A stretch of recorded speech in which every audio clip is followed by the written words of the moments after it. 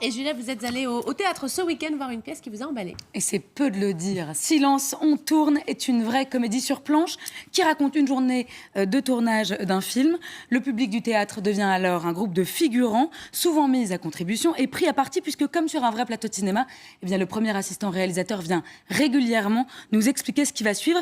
Mais évidemment, rien ne va se passer comme prévu et cette journée de tournage va se révéler catastrophique. Les dialogues sont drôles, les acteurs formidables. En 4 mots, c'est une vraie réussite. Bande annonce. Ah, on a changé de titre. Et Philippe, il est où, Philippe? Je suis là. Ça y est, t'as fini de brailler? Il est où, Philippe? Je suis là. J'y peux rien. Je rayonne. Bon, t'as vu, les figurants sont en place, hein? Ça rigole, dis-moi, là. Non mais n'ayez pas peur du burlesque. Bien au contraire, croyez-moi, ce spectacle est d'une grande qualité.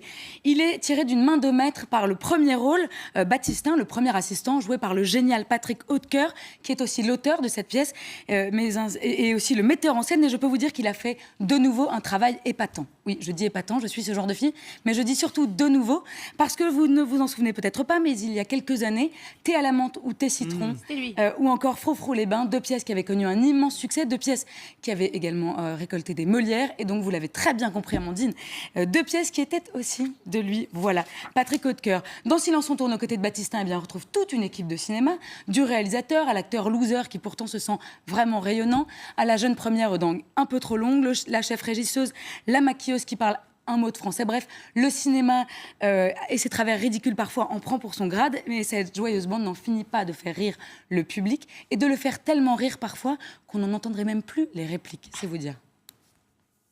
André, Oui. on n'a pas de cascadeur. Pourquoi? Ben, il accouche. Non, sa femme. Ah bon, elle aussi?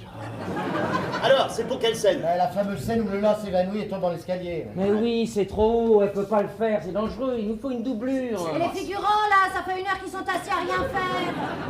Il y en a pas un qui peut tomber dans l'escalier? Bonne idée. Qui a fait cascade en 2e langue? Enfin, au conservatoire, je veux dire. Et une femme de préférence, ça c'est pour doubler le lard. Madame, vous aviez un beau chute, vous avez l'air assez athlétique. Ah mais c'est facile, madame. Il suffit de tomber dans l'escalier. La tête la première. Oh, mais vous inquiétez pas, il y aura des coussins. Jojo, il y aura des coussins. Pas prévu, hein? Ah, vous voyez, ça risque de... Il n'y aura pas de coussin. Je vais vous le dire tout de suite, il n'y aura pas de coussin.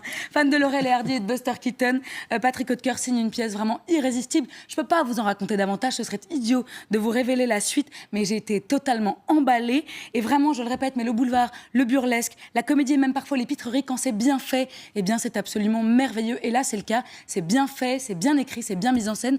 Et surtout, c'est très, très, très, très bien joué. Alors ce soir, il y a débat sur TF1, ok, mais demain soir, c'est un super soir pour le théâtre.